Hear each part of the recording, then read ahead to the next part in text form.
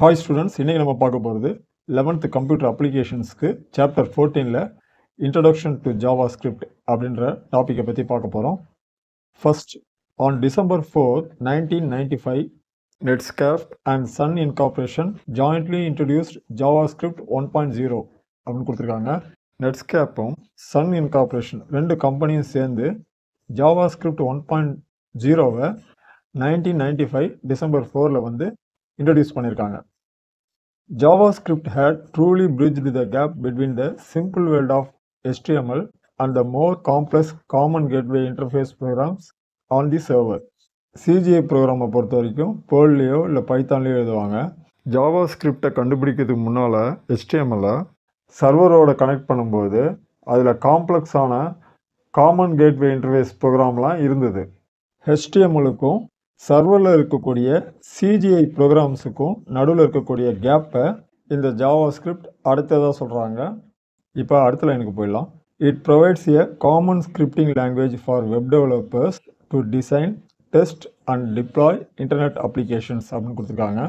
JavaScript web developers எல்லாருக்கும் common scripting லாங்குவேஜாக use ஆகுது. அது மட்டும் இல்லை, நம்ம JavaScripடை யூஸ் பண்ணி வெப்பேஜ் டிசைன் பண்ணலாம், டெஸ்ட் பண்ணலாம், அப்புறம் இன்டர்நெட் அப்ளிகேஷனை டிப்ளாய் பண்ணலாம்.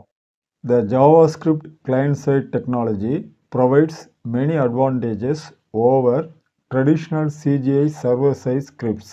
சர்வர் சைஸ் ஸ்கிரிப்டில் இருக்கக்கூடிய ட்ரெடிஷ்னல் சிஜிஐ ப்ரோக்ராமோட JavaScript நிறைய அட்வான்டேஜை கொடுக்குது கிளைண்ட் சைட் டெக்னாலஜி யூஸ் பண்ணி. கிளைண்ட் சைட் டெக்னாலஜினா என்னென்னா, நம்மளுடைய ப்ரௌசர்லேயே ரன் ஆகும், அதை தான் கிளைண்ட் சைட் டெக்னாலஜின்னு சொல்கிறாங்க. For example, JavaScript code can be used to check if the user has entered a valid email address in a form field. User வந்து form ஃபீல்டில் இமெயில் அட்ரஸ் ஏதாவது டைப் பண்ணாங்கன்னா அது வேலிடான இமெயிலா இல்லையான்னு சொல்லிட்டு JavaScripடால் செக் பண்ண முடியும்னு சொல்கிறாங்க. The JavaScript code is executed when the user clicks submit button in the form.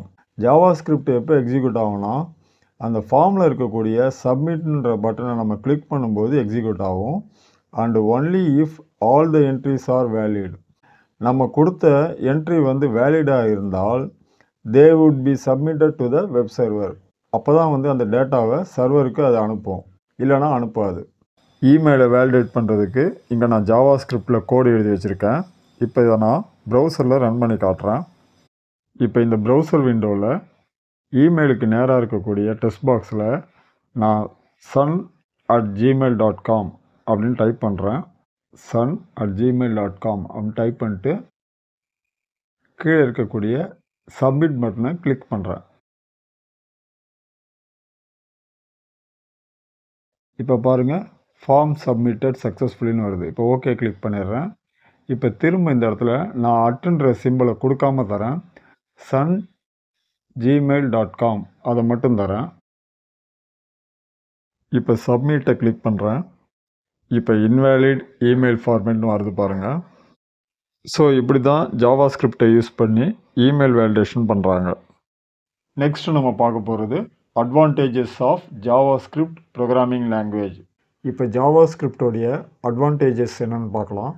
In HTML chapter, we have learned how to develop static web pages. HTML chapterல நம்ம static web pages எப்படி develop பண்ணுறதுன்றதை கற்றுக்கிட்டோம். Static web பேஜ்னா அதனுடைய content வந்து எல்லாருக்குமே ஃபிக்ஸடாக இருக்கும்.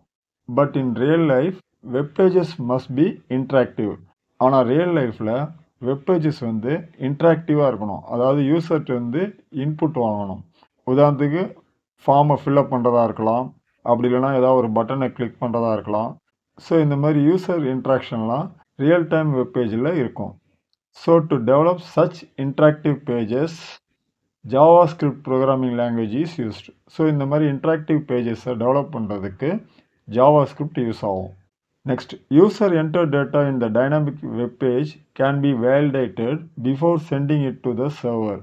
Dynamic web பேஜில் இருக்கக்கூடிய user enter பண்ண டேட்டா அது சர்வருக்கு போகிறதுக்கு முன்னாலேயே வேலிடேட் பண்ணப்படும்.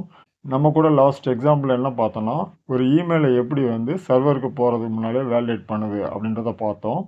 This saves server traffic. இது வந்து சர்வர் டிராஃபிக்கை குறைக்கும், which means less load on your server.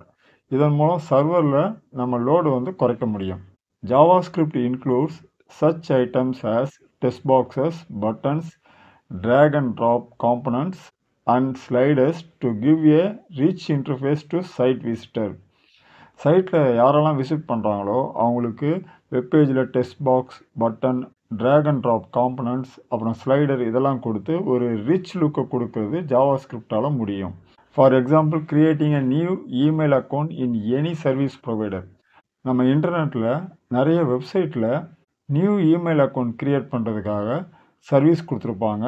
So அதில் வந்து பார்த்திங்கன்னா டெக்ஸ்ட் பாக்ஸ் இருக்கும், பட்டன் இருக்கும், ட்ராக் அண்ட் ட்ராப் காம்பனன்ட்ஸ் இருக்கும், அப்புறம் ஸ்லைடர் இருக்கும். ஸோ இந்த மாதிரி ரிச் இன்டர்ஃபேஸ்லாம் கொடுத்து அதில் டிசைன் பண்ணியிருப்பாங்க. இதெல்லாம் வந்து JavaScriptல தான் பண்ணுறாங்க.